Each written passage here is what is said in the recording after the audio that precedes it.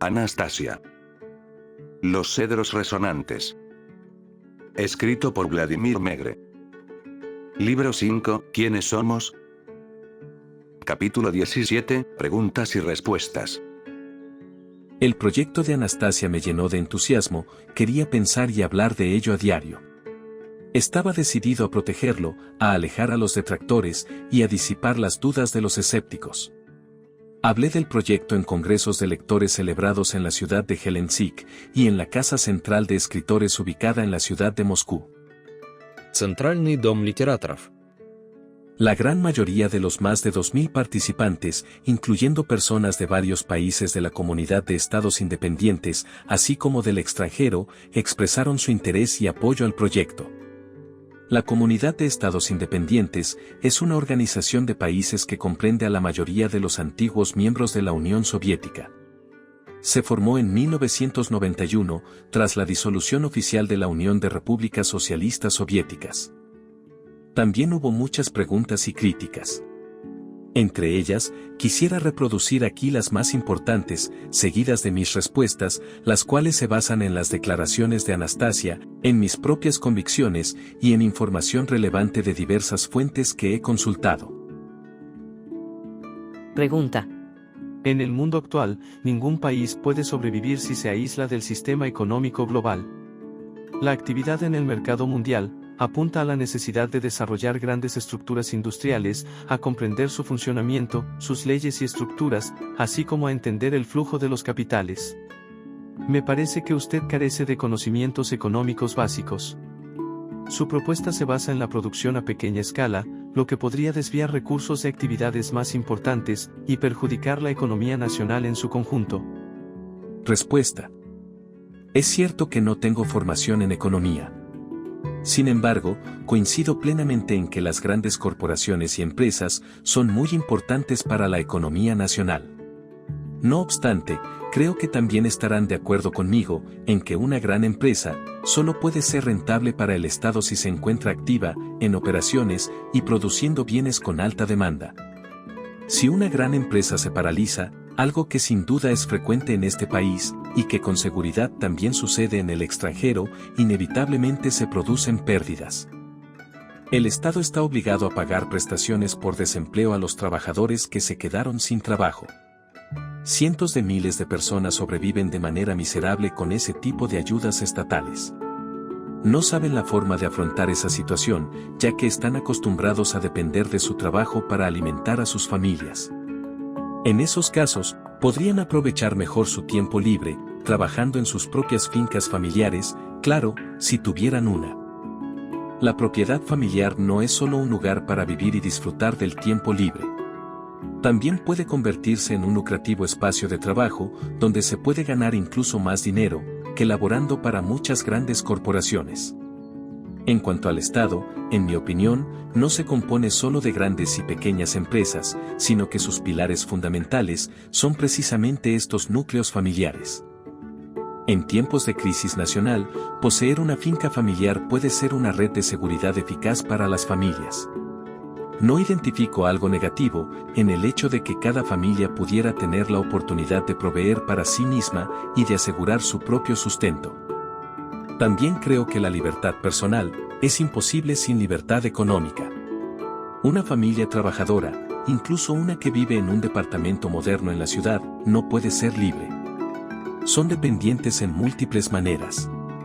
Dependen de un empleador que determina su salario. Dependen de las compañías de servicios públicos, ya que tienen el poder de suministrar o denegar sus servicios, como por ejemplo, el gas para la calefacción, el agua, la electricidad y algunos otros. Dependen de la disponibilidad de alimentos en las tiendas, de sus precios y de los servicios al consumidor. De hecho, se podría decir que una familia así vive en la esclavitud y sus hijos crecen con una mentalidad de esclavo. Pregunta. Rusia es una nación industrializada y una poderosa potencia nuclear. Solo así se puede garantizar la seguridad de sus ciudadanos. Si todos sus habitantes se dedicaran exclusivamente a la agricultura, pronto tendríamos un estado puramente agrario, y en consecuencia, quedaría indefenso ante posibles agresores externos. Respuesta. No creo que todos vayan a aceptar trabajar en sus parcelas familiares de inmediato. Será un proceso gradual y la situación se desarrollará de forma natural y ordenada. Además, el poder del Estado no solo depende del número de ojivas nucleares, sino también de la situación económica general y del adecuado suministro de alimentos de buena calidad. Si el Estado llegara a carecer de alimentos, de tal manera que no estuviera en condiciones de sustentar a su población, se vería obligado no solo a vender sus recursos naturales, sino también su armamento, fortaleciendo así la posición de poder de cualquier eventual agresor. El proyecto propuesto tiene el potencial de estabilizar la economía nacional, lo cual es un requisito indispensable para impulsar el desarrollo de la ciencia, de la industria y de las Fuerzas Armadas. Sin embargo, creo que en un futuro cercano, una vez que este estilo de vida se adopte a gran escala, se despertará un considerable interés entre muchos ciudadanos de otros países, incluyendo aquellos con los que actualmente tenemos conflictos. La gente de esas naciones también buscará transformar su estilo de vida, siguiendo el ejemplo de muchos ciudadanos rusos.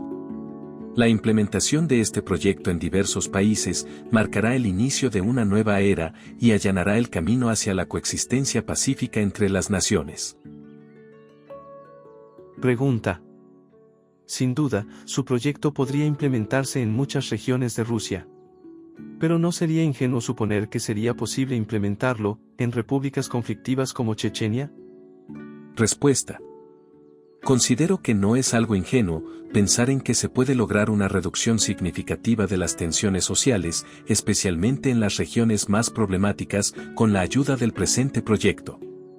Incluso me parece bastante realista pensar en una resolución definitiva del conflicto al considerar esta iniciativa.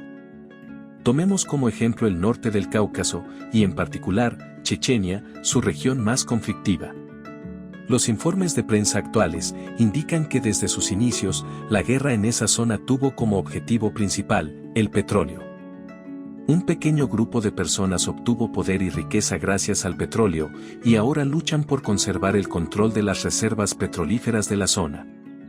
Este es un punto de partida bastante típico para el surgimiento de una región en crisis, y no solo en nuestra época, sino en la mayoría de los conflictos que el mundo ha conocido a lo largo de la historia. Los sucesos ocurridos dejan entrever la siguiente incógnita. ¿Cómo fue posible que un reducido número de personas hayan podido lograr que gran parte de la población se viera involucrada en el conflicto? Cientos de plantas ilegales de procesamiento de petróleo surgieron en Chechenia, todas pertenecientes al grupo antes mencionado. Estas plantas empleaban a decenas de miles de trabajadores locales. Cuando el Estado intervino para restablecer el orden, un gran número de personas se quedaron repentinamente sin empleo, dejando a sus familias sin medio alguno de subsistencia. Estos sectores de la población se unieron a la resistencia armada, aunque su principal preocupación era asegurar sus empleos, y por ende, el sustento de sus familias. Además, es bien sabido que los mercenarios no lucharon gratis. Se les ofrecieron salarios sustanciales por participar en la guerra, los cuales eran mucho más elevados que los subsidios por desempleo que recibían. En consecuencia, para la mayoría de los combatientes comunes, formar parte de las bandas armadas era simplemente un trabajo, igual que ser policía o militar, solo que mejor pagado. Luchaban a favor de sus empleadores y a favor de seguir recibiendo sus jugosos salarios. El problema residía en que si el conflicto terminaba, por consiguiente, implicaba también el fin de la prosperidad para sus familias. ¿Cómo se podría eliminar el desempleo en un lugar como Chechenia, si no ha sido posible erradicarlo en alguna otra región del país? Ni siquiera ha sido posible eliminarlo en las regiones económicamente prósperas de nuestra nación.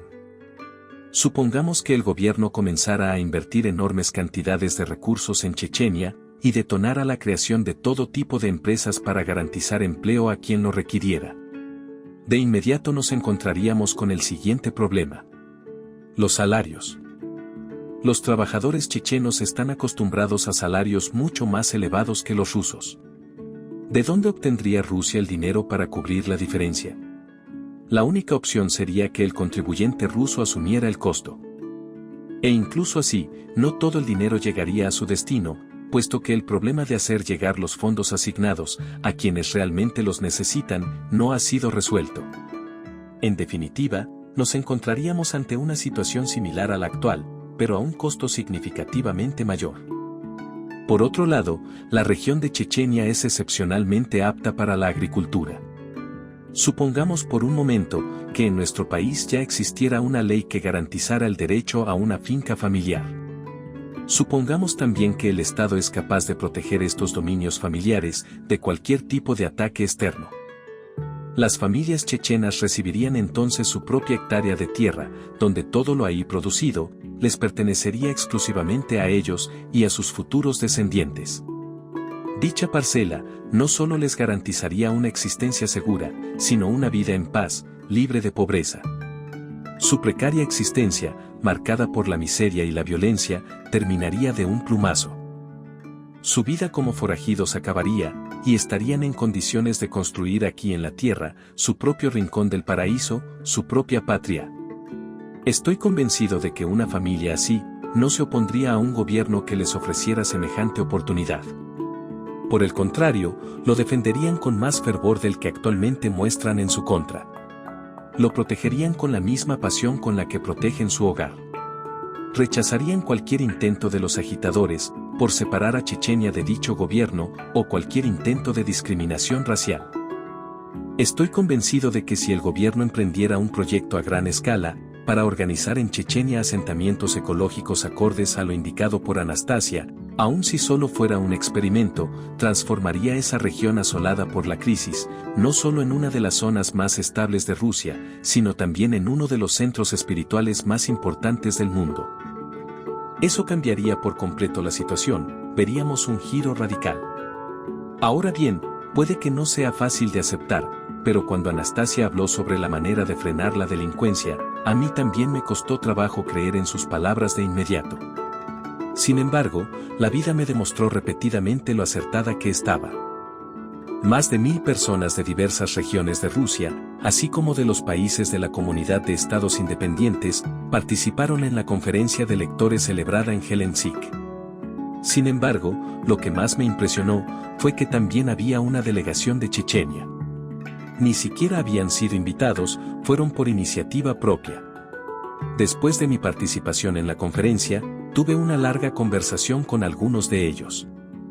Cuando hablamos de Chechenia, no debemos fingir que el resto de las regiones del país están libres de delincuencia. La violencia existe en todas partes, en todas sus formas. Una de las causas del aumento en los índices de criminalidad es el desempleo. Otra de las causas es el hecho de que a las personas que pasan tiempo encerradas en prisión, les resulta prácticamente imposible reintegrarse a nuestra sociedad tras su liberación.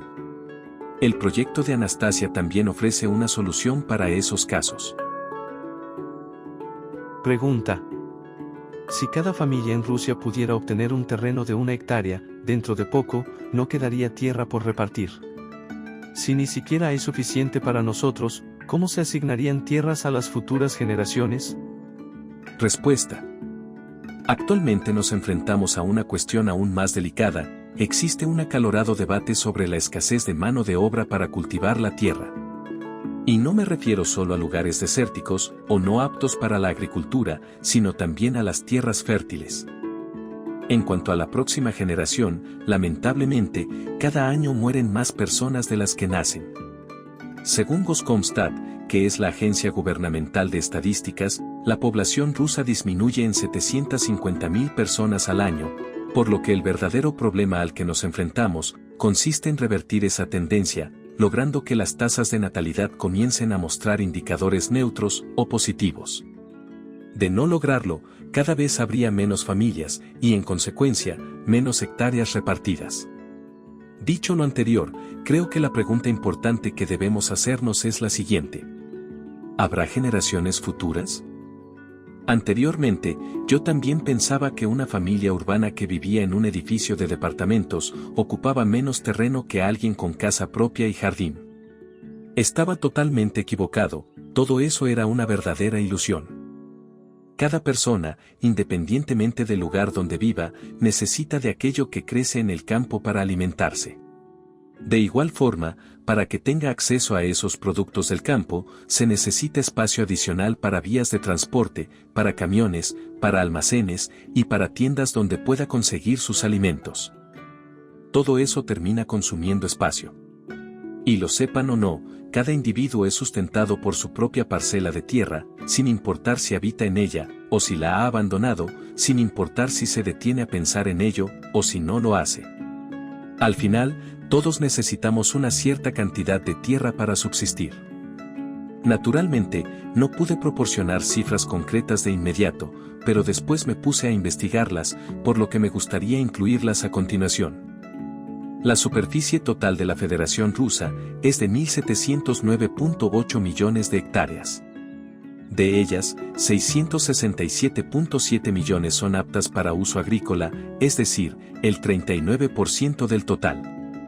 A principios de 1996, 222 millones de hectáreas se utilizaban para la agricultura, lo cual representaba el 13% del total.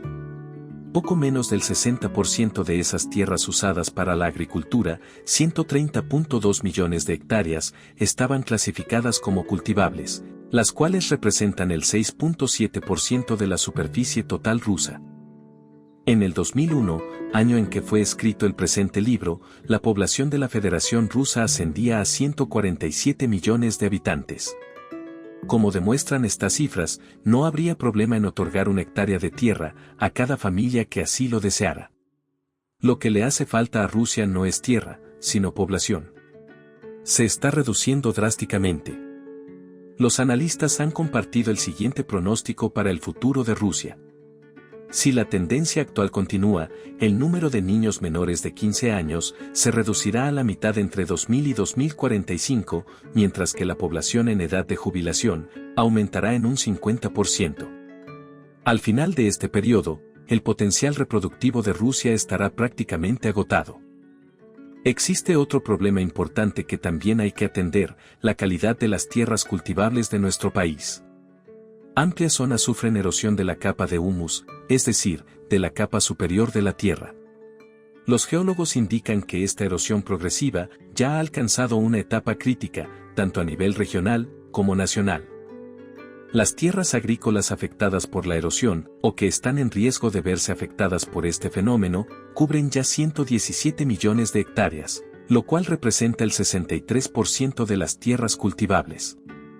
En los últimos 50 años, la tasa de erosión se ha multiplicado por 30, sobre todo desde principios de la década de 1990. Según estimaciones de expertos de la Organización de las Naciones Unidas para la Alimentación y la Agricultura, Rusia se encuentra entre los 10 países del mundo con mayores índices de erosión del suelo, y para el año 2002, el 75% de sus tierras agrícolas estarán afectadas. Dispongo de datos estadísticos aún más detallados sobre el estado de las tierras de nuestro país. Se trata de información muy desalentadora. Los presentaré en el apéndice del presente libro. Basándome en las cifras mencionadas, puedo afirmar con seguridad que el proyecto de Anastasia es capaz de detener el derroche desmedido de recursos naturales en el que nuestra nación se encuentra inmersa. Además, no conozco alguna otra alternativa viable. La idea es restaurar la fertilidad del suelo mediante procesos naturales. El proyecto no requiere inversión gubernamental y, además de resolver de un solo golpe los problemas ecológicos, también elimina algunos problemas sociales como el desempleo, la falta de vivienda y los refugiados. De igual forma, contribuye a revertir los problemas que hoy les estamos heredando a nuestros hijos con nuestra nociva actitud hacia la tierra. Quizás la naturaleza ofrezca una solución más eficaz y realista. Si alguien conoce alguna, que la ponga en marcha y que la comparta con todos nosotros. Dadas las condiciones actuales del suelo, se necesitarían enormes sumas de dinero solo para alcanzar el nivel anterior de producción agrícola. Sin embargo, el gobierno carece de los fondos necesarios. El resultado más desastroso sería que ese dinero llegara al país mediante préstamos en el extranjero, y que ese dinero fuera utilizado para contaminar aún más el suelo con métodos obsoletos, como el uso de fertilizantes químicos. Además de tener que devolver esa ayuda financiera con intereses compuestos, la calidad de la tierra se deterioraría aún más y todo el problema se estaría trasladando a los hombros de las futuras generaciones. En su lugar, sería necesario buscar alternativas que hicieran uso de fertilizantes naturales. Por mi parte, haré todo lo posible por promover el proyecto de Anastasia. Estoy consciente de que ella no es una figura de autoridad para la mayoría de los funcionarios de este país y aunado al hecho de que no soy agrónomo, será para mí todo un reto el demostrar la eficacia del proyecto ante nuestros políticos. Pero aún así, continuaré intentándolo, utilizando los medios que tenga disponibles a mi alcance. También estaré agradecido con todos aquellos lectores que, familiarizados con el lenguaje de las instituciones del gobierno, puedan presentar la eficacia del proyecto de Anastasia ante nuestros funcionarios en un tono más profesional y apropiado. Quizás este libro llegue incluso a manos de quienes ostentan el poder de decisión, por lo que quisiera aprovechar esta coyuntura para abogar enfáticamente por todas aquellas personas que esperan la oportunidad de establecerse en su propio dominio familiar, en su propia patria. Desconozco la cantidad que representen, pero estoy convencido de que son millones y en su nombre, quisiera solicitar lo siguiente. Por favor, promulguen una ley que permita a las familias de nuestra nación recibir gratuitamente 1 hectárea de tierra, si así lo desean. Permitan que dichas familias construyan su propia finca familiar, que cultiven y dignifiquen su propio espacio de amor, su propia patria. De esa forma, nuestra gran patria también florecerá en belleza y felicidad, pues en última instancia, está compuesta de muchas patrias pequeñas. Pregunta. En muchas regiones de nuestro país, la situación ecológica es bastante compleja, por no decir catastrófica. ¿No sería mejor sumarse a los esfuerzos de numerosas organizaciones ecologistas? Ellos buscan mejorar las condiciones ecológicas en general, y con seguridad, eso acarrearía mayores beneficios que la construcción de dominios familiares. Respuesta. Usted mismo afirma que existen muchas organizaciones centradas en el tema ecológico, pero que aún así, la situación sigue empeorando. ¿Acaso eso no es indicativo de que dichos esfuerzos por sí solos no son suficientes? Esta crisis ecológica parece estar encaminada hacia una catástrofe. Imaginemos un hermoso jardín, con todo tipo de árboles creciendo en un espacio bellamente diseñado. Se trata de una magnífica finca, de un pequeño rincón del paraíso. La propiedad abarca 1 hectárea, lo cual, por supuesto, no es suficiente para generar un cambio en la ecología de todo un país o del planeta entero. Pero si imaginamos 1 millón de jardines paradisíacos como ese, repartidos por todo el mundo, podremos ver a la Tierra como un floreciente jardín del paraíso. Sin embargo, depende de cada uno de nosotros, el comenzar a crear nuestros propios espacios de amor, nuestros propios rincones del paraíso. Al parecer, este es el movimiento correcto, debemos pasar de la preocupación general a la acción concreta. Ponerle atención al problema no es suficiente, es necesario tomar al toro por los cuernos, involucrarnos y poner manos a la obra. Pregunta. ¿Consideras que una familia desempleada puede enriquecerse solo con recibir 1 hectárea de tierra propia? Si así lo crees, ¿por qué hay estancamiento económico en las zonas rurales hoy en día? Ahí la gente tiene sus tierras, pero se muere de hambre. Respuesta. Reflexionemos sobre este tema juntos, pero antes, quisiera plantear algunas preguntas. ¿Por qué millones de personas creen haber encontrado un medio vital de subsistencia, con 400 o 500 metros cuadrados de tierra cultivable en sus tachas, aumentando considerablemente la cantidad de alimentos disponibles, mientras que sus conciudadanos en los pueblos rurales, quienes poseen entre 1.500 y 2.500 metros cuadrados, afirman estar en una situación muy difícil, pasando hambre? ¿Acaso nuestra prosperidad también depende de nuestra percepción? ¿O de nuestro nivel de conciencia? La mayoría de la población de las zonas rurales cree que una buena vida solo se puede obtener en las ciudades.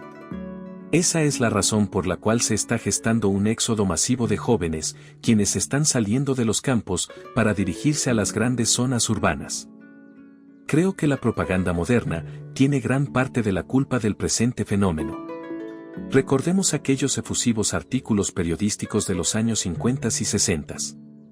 ¿Quiénes eran nuestros héroes en aquel entonces?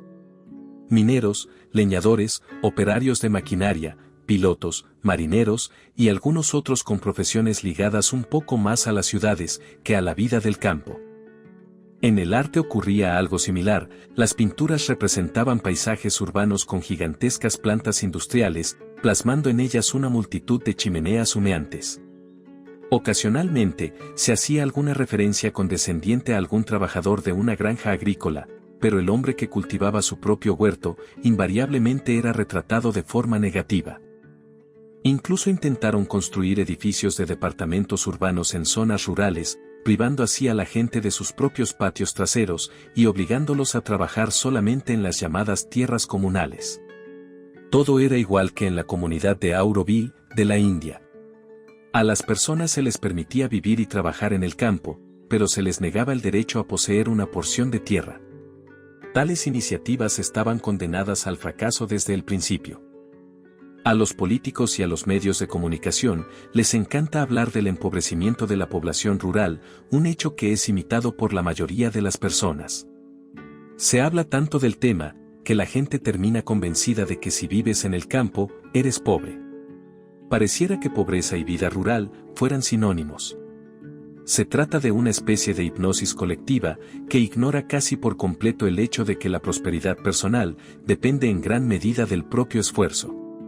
Alguien resulta beneficiado cuando se repite el mismo discurso una y otra vez, con la sola intención de propagar la miseria general en la gente.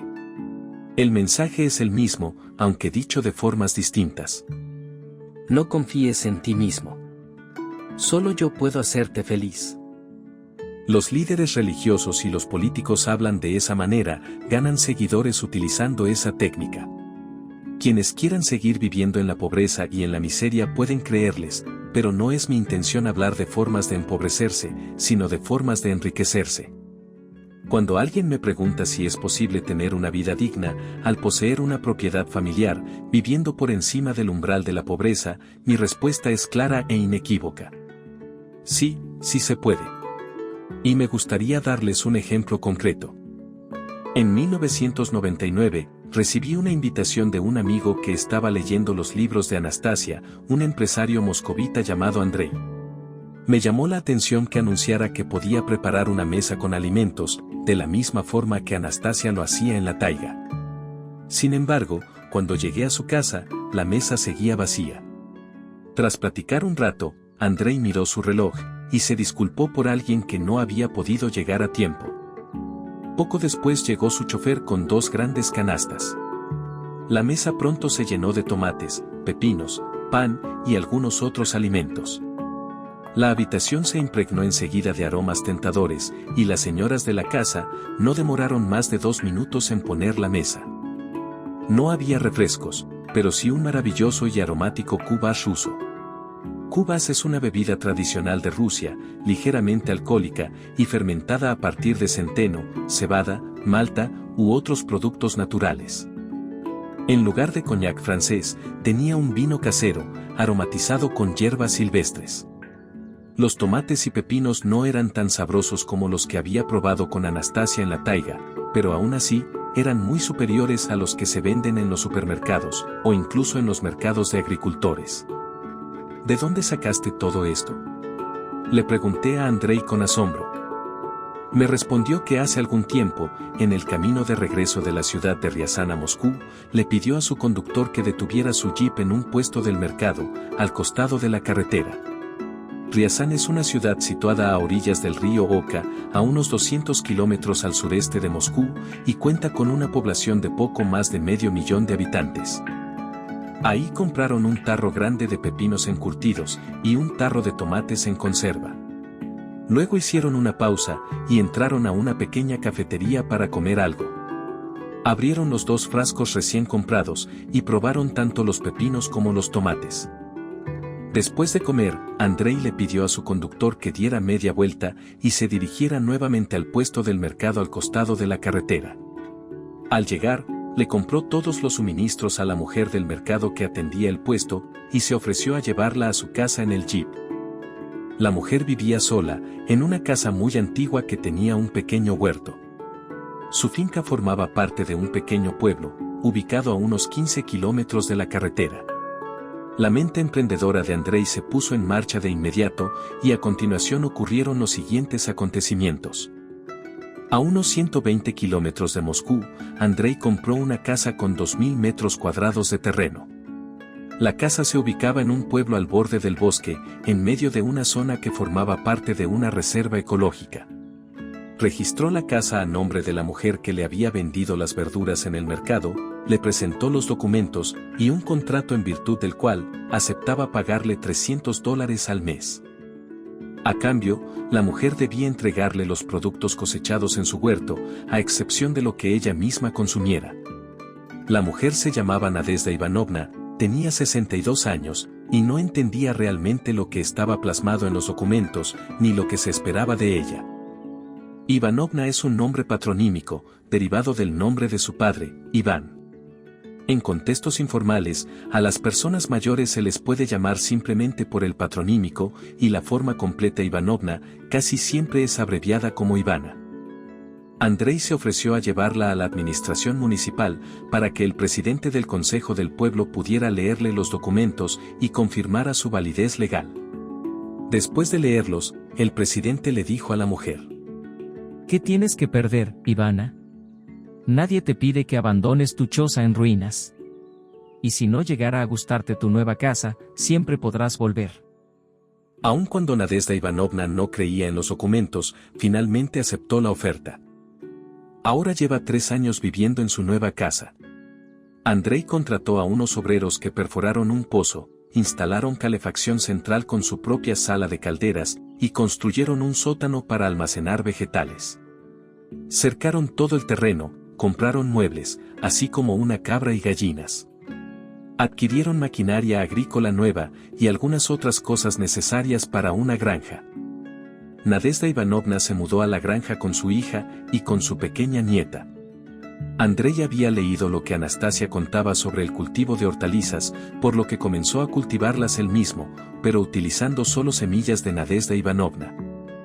Cada verano, el padre de Andrei, un gerente de restaurante jubilado, se lleva a su casa algunos pequeños brotes de esas plantas y ayuda con gusto a las mujeres en las labores del jardín.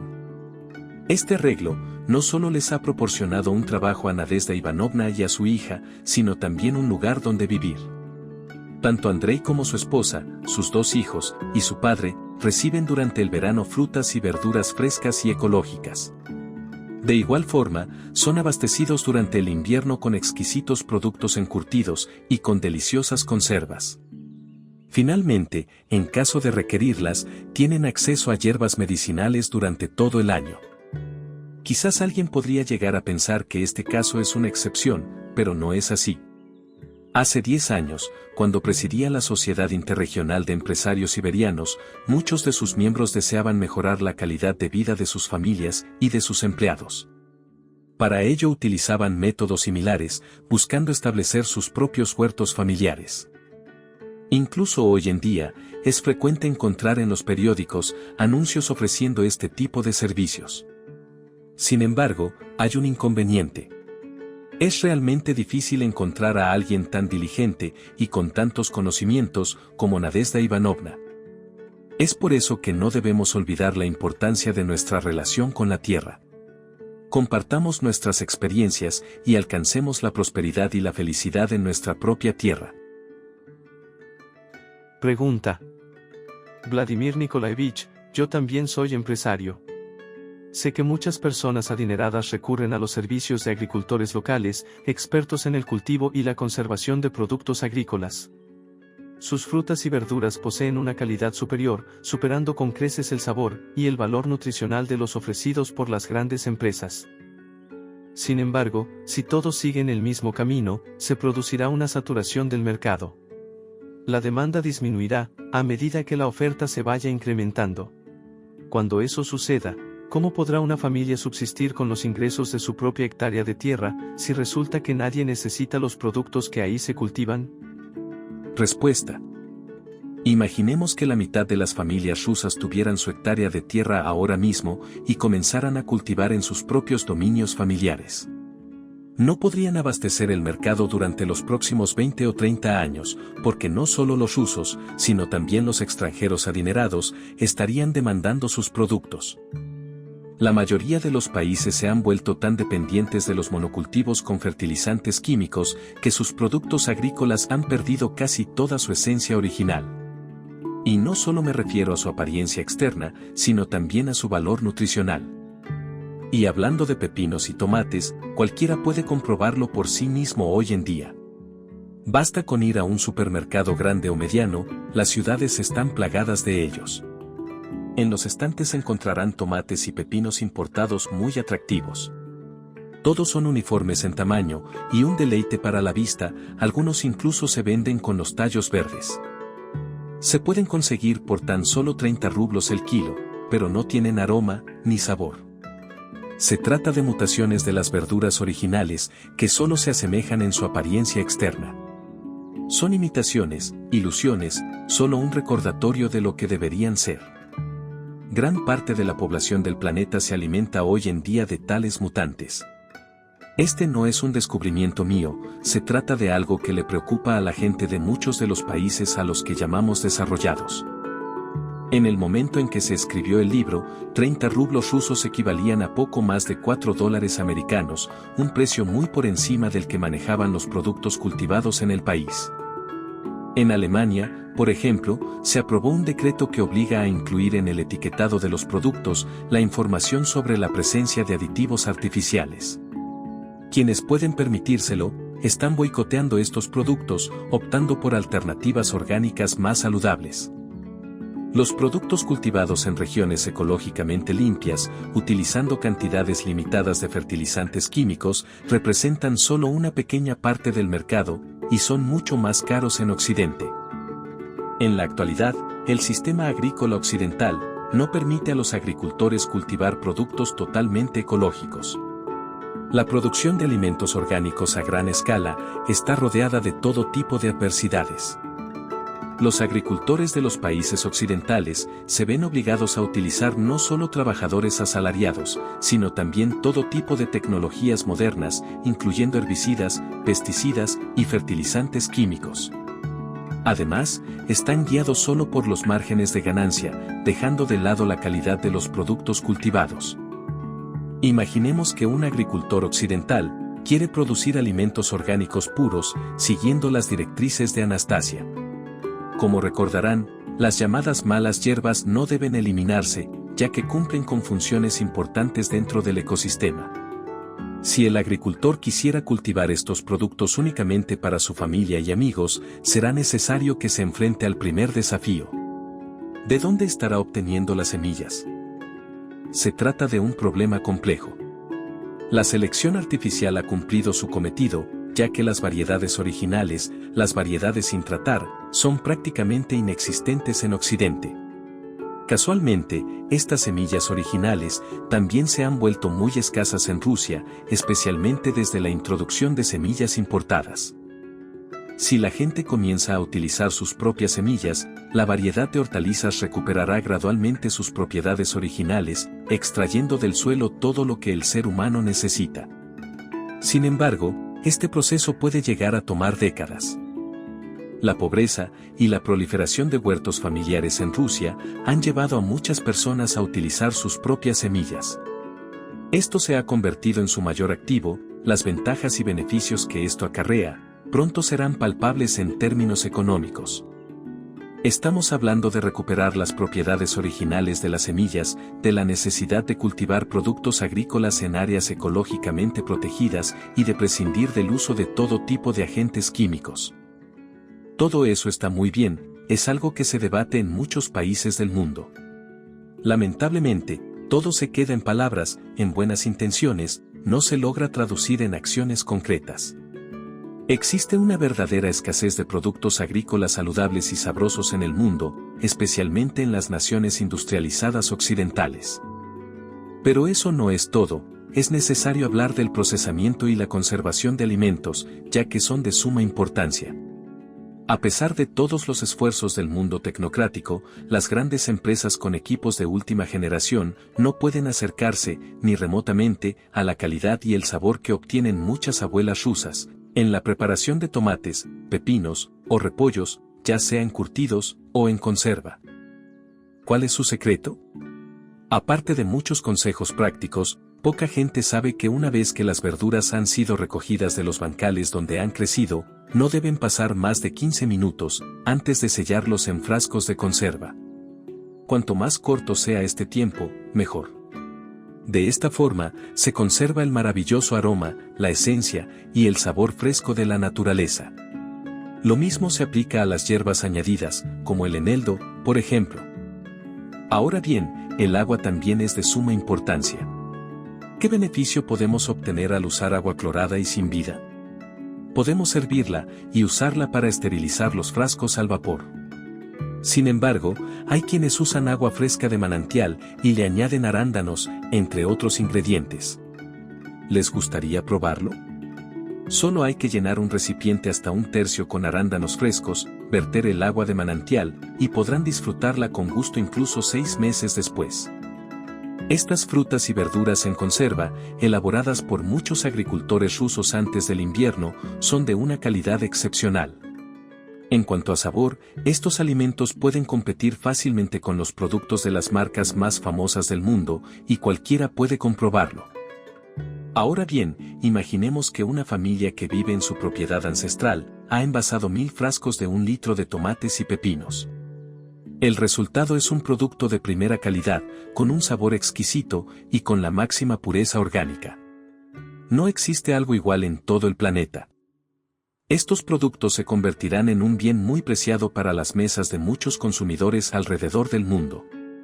Millonarios estadounidenses, turistas de los famosos hoteles de Chipre, etc. Y en sus etiquetas se podrán encontrar leyendas como las siguientes: elaborado en la finca Ivanov, elaborado en la finca Petrov, elaborado en la finca Sirdorov. Etiquetas con el apellido del propietario del dominio familiar. Es muy probable que no haya empresas interesadas en vender solo 1000 frascos de conservas. Pero suponiendo que haya 300 familias en un asentamiento, con dominios ancestrales según lo dispuesto por Anastasia, sus huertos producirían 300.000 frascos de 1 litro de productos encurtidos y conservas. Todo ello podría convertirse en un negocio lucrativo, incluso para una gran empresa.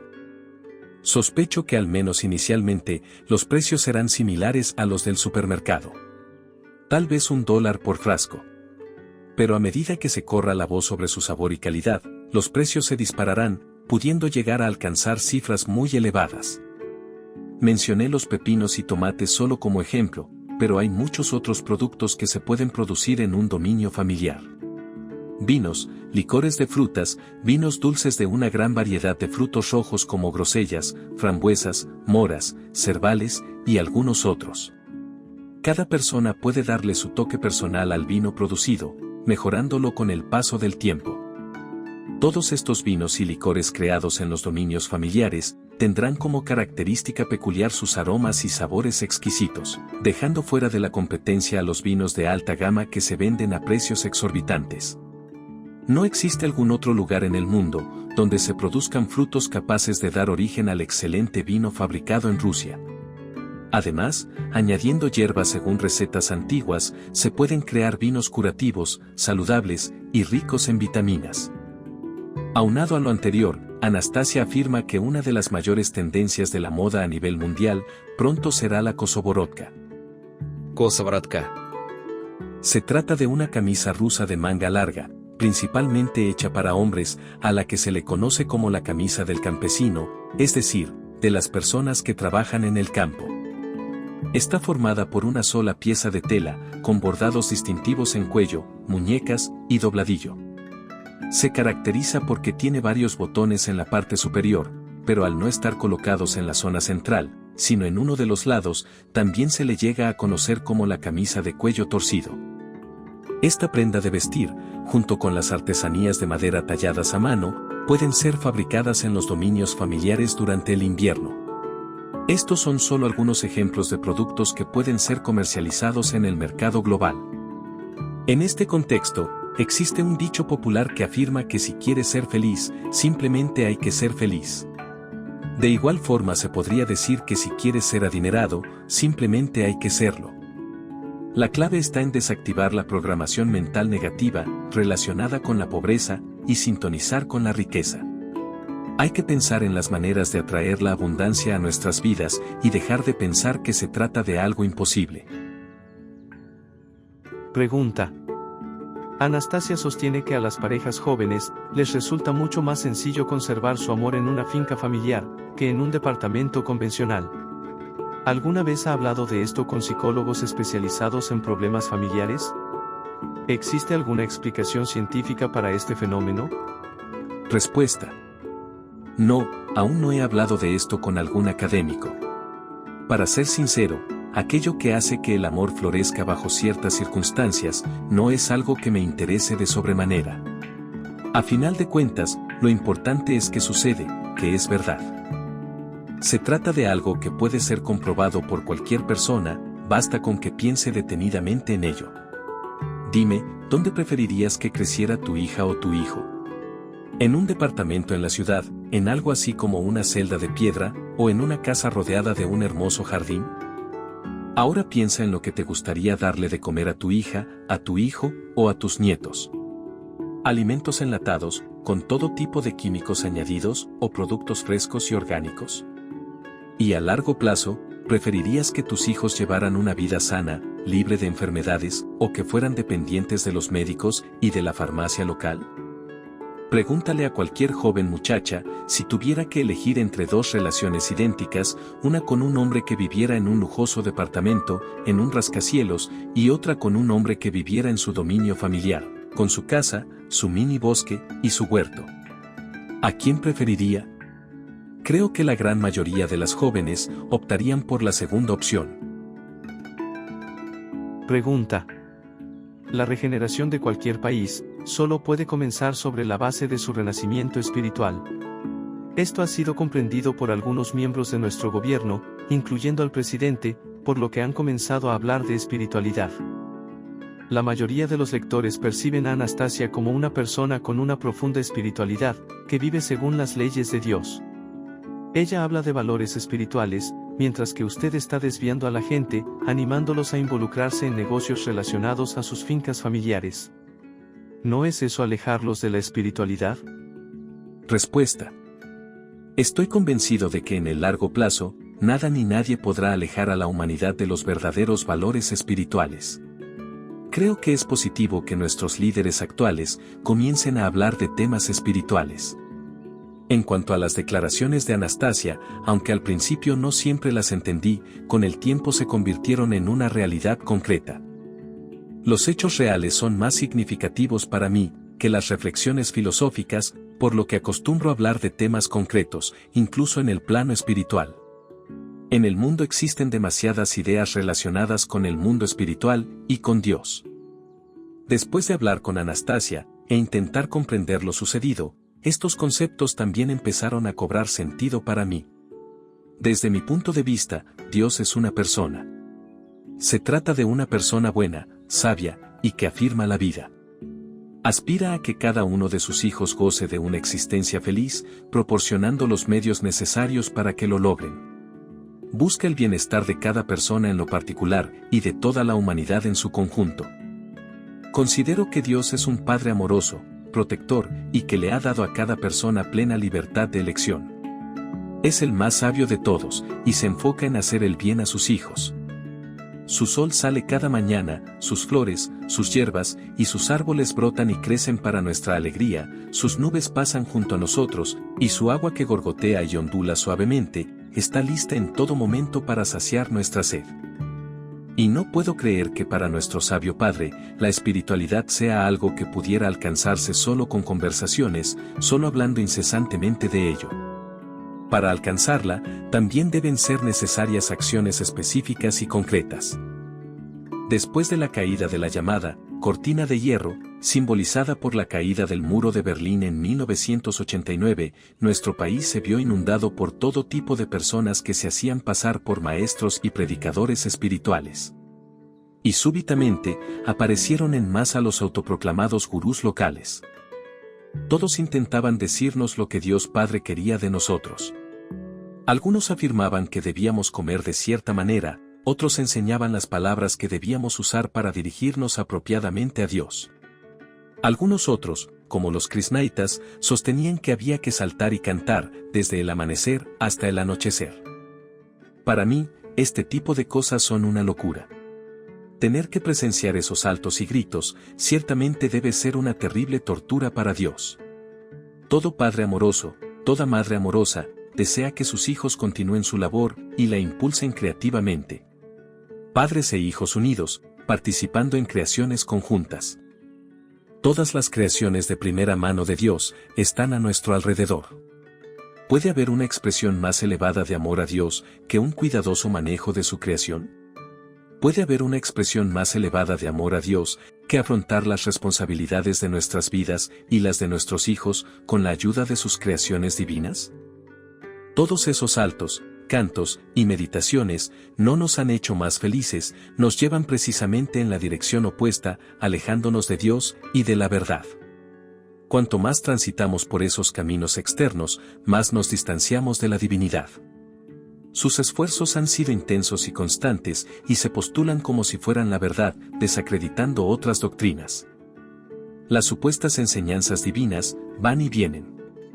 Algunas de ellas que han perdurado durante siglos, hoy solo provocan risas, mientras que otras aparecen por unos años, para luego desaparecer sin dejar rastro alguno. Eventualmente, la gran mayoría son desechadas como basura, pero no sin antes arruinar la vida de muchas personas. Una vez le pregunté a Anastasia, ¿por qué nos vemos obligados a escuchar sobre Dios a través de los predicadores? ¿Por qué Dios no nos habla directamente? A lo que ella respondió: Dios tiene su propio idioma. Los pueblos de la tierra tienen muchísimas palabras, con diferentes significados. A diferencia de los lenguajes humanos, que varían enormemente y se dividen en muchas ramas y dialectos, existe un solo idioma divino, y es universal. Dios nos habla a través del susurro de las hojas de los árboles, a través del canto de los pájaros, a través del sonido de las olas del mar. El lenguaje de Dios incluso tiene aromas y colores. Utilizando ese idioma, Dios responde a las peticiones de las personas y da respuesta a las oraciones. Lo anterior fue expresado por Anastasia en el capítulo 11 del cuarto libro de la serie. Dios nos habla a cada instante. ¿Pero no es acaso nuestra apatía espiritual la que nos impide escucharlo? Preferimos entonar cantos, saltar de alegría y esperar a que el maná y la felicidad nos caigan del cielo. Nos convencemos de que seremos elegidos gobernantes soberanos sobre toda su creación. Y listo. Eso es todo lo que estamos dispuestos a hacer. Por supuesto que eso es mucho más fácil que pasar años construyendo nuestro propio paraíso terrenal, esperando a que los árboles crezcan, a que den flores y frutos. Pareciera que nos creemos demasiado importantes como para aventurarnos a crear nuestro propio dominio ancestral. Pero si no lo hacemos, no solo rechazamos a Dios, sino que con nuestras supuestas oraciones, incluso lo insultamos y lo degradamos. Deberíamos avergonzarnos de nuestras oraciones repetitivas, no son más que disparates y verbalizaciones sin sentido. Claro que puedes negarte a escuchar a Anastasia, y particularmente a mí. Pero en algún momento de tu vida, es casi seguro que llegues a un bosque o jardín primaveral, donde te detendrás y escucharás a tu corazón. En ese momento, sin duda, muchos corazones escucharán la voz del Padre. ¿Recuerdan la conversación entre Dios y la energía del amor, relatada por Anastasia en el capítulo 6 del libro anterior? La energía del amor le preguntó a Dios lo que haría si la decadencia y la destrucción se extendieran por toda la tierra y si aparecieran falsos profetas que en su nombre se esforzaran por obtener poder sobre los demás. A lo que Dios respondió: Apareceré al amanecer, como la aurora. El sol, que acaricia a todas las criaturas con sus rayos, ayudará a mis hijos e hijas a comprender que cada uno puede hablarle a mi alma a través de su alma. Nuestro Padre siempre ha creído en nosotros y continúa haciéndolo. Después de todo, también afirmó lo siguiente: sin importar la manera en la que intenten extraviar a la gente o conducirlos al vacío, seguirá existiendo un gran obstáculo, una gran barrera que se interpondrá en el camino de todo lo que es falsedad y engaño. Dentro de todos mis hijos e hijas hay un esfuerzo por alcanzar la conciencia de la verdad. Las mentiras siempre tienen sus límites, pero la verdad es ilimitada, y siempre morará en la conciencia despierta de mis hijos e hijas. Por lo tanto, no debería existir excusa alguna que retrase la recuperación del conocimiento de nosotros mismos como hijos de Dios, conocimiento proveniente de nuestra propia alma. Evitemos convertirnos en esclavos, en robots biológicos enloquecidos, en pusilánimes, en seres totalmente influenciables que saltan al son dictado por el sonido de cualquier silbato. ¿Cuánto tiempo más continuaremos con esa actitud de dependencia, de falta de empoderamiento? ¿Cuánto tiempo más clamaremos a nuestro Padre Celestial con las siguientes palabras? Otórgame, concédeme, libérame. ¿No será ya hora de que nosotros mismos hagamos algo que le agrade a nuestro Padre? Y ante la cuestión de identificar aquello que podría agradarle o alegrarle, Anastasia mencionó una vez una prueba sencilla para tal efecto. Con esa prueba, podremos verificar la autenticidad de los conceptos y tendencias religiosas a los que estamos expuestos continuamente. Describió la prueba de la siguiente manera. Si tu alma se siente perturbada o conmovida por las afirmaciones que alguien hace en nombre de Dios, solo tienes que observar la manera en la que vive esa persona, e imaginar lo que le sucedería a la humanidad si todos vivieran de esa manera. Esta sencilla prueba puede ser enormemente reveladora. Así que intenté imaginar lo que sería de la humanidad si todos saltaran y cantaran desde la mañana hasta la noche, como lo hacen los seguidores de Krishna. El resultado que obtuve fue bastante desalentador, ya que me llevó a vislumbrar el fin de la humanidad. Ahora imagina lo que sucedería si cada persona en la Tierra cultivara su propio jardín. De manera natural, la Tierra en su conjunto se transformaría en un floreciente jardín del paraíso. Como antiguo empresario, es natural que todo lo juzgue por sus resultados concretos. Por eso, estoy convencido de que una persona solo puede considerarse espiritual si emprende acciones que beneficien a la tierra, a su familia, a sus padres y por consiguiente, a Dios. Cualquiera que se autodenomine espiritual, pero que sea incapaz de encontrar la alegría y la felicidad de la vida para sí mismo, para su pareja, para sus hijos y para su familia, no es más que un hipócrita y un farsante. Su espiritualidad es falsa. Pregunta. Anastasia habló de un enfoque educativo radicalmente diferente para los niños, así como de un tipo nuevo de escuelas. ¿Es esto factible solo en las comunidades que ella ha diseñado, o también se puede implementar en nuestros principales centros urbanos? ¿Qué opina el profesor Schettinin al respecto? En tu primer libro, citaste a Anastasia diciendo que consideraba la crianza de los hijos como una prioridad absoluta, y a partir de entonces, ha estado tratando el tema en repetidas ocasiones. Sin embargo, tengo la impresión de que tiendes a evitar este asunto. No hay mucha información concreta al respecto en tus libros. ¿Estoy en lo correcto? Respuesta. Mikhail Petrovich Schettinin. Mikhail Petrovich Schettinin. Fue un reconocido pedagogo ruso, que fundó una escuela basada en ideas similares a las de Anastasia. La escuela se encuentra en la ciudad de Tekos, en el Cáucaso ruso, al este del Mar Negro. Para una descripción de la escuela, donde los alumnos completan el currículo escolar ruso de 11 años, en tan solo 2 años, se pueden consultar los capítulos 17 y 18 del tercer libro de la serie. El académico Schettinin construyó su internado en el bosque. Tan pronto como se coloquen los cimientos de la primera comunidad compuesta por dominios familiares, le pediremos al profesor Mikhail Petrovich que elabore un programa especial para la educación del futuro. Le pediré que, de ser posible, imparta clases en esta escuela y que seleccione al resto de los instructores. De igual forma, le pediré que envíe a sus mejores alumnos para que colaboren. No creo que sea posible establecer una escuela así en una metrópolis moderna. Olvidemos a Anastasia por un momento y recordemos nuestra propia época escolar. Se escuchaba una versión de las cosas en la escuela, otra versión en la calle y una más en la casa. Mientras intentábamos descubrir la verdad y comprender el mundo en el que vivíamos, se nos escapaba la mitad de la vida. Creo que primero debemos aprender a vivir una vida normal antes de intentar educar a nuestros hijos. Y una vez que hayamos alcanzado una vida digna de la existencia humana, en colaboración con una escuela de este tipo, podremos ocuparnos de su educación. Trabajando siempre en armonía y complementándonos mutuamente. En efecto, Anastasia habla a menudo sobre la crianza de los hijos, pero lo que dice difícilmente encajaría en un plan de estudios estructurado. Y con frecuencia, apenas logro comprender algunas de sus afirmaciones. Ella afirma, por ejemplo, que la educación de un niño comienza con nuestra propia educación, con lograr que nuestra vida sea plena y feliz, con nuestros propios intentos de conectar con los pensamientos de Dios. Y uno de los puntos principales de esta educación es precisamente la creación de un dominio ancestral espléndido.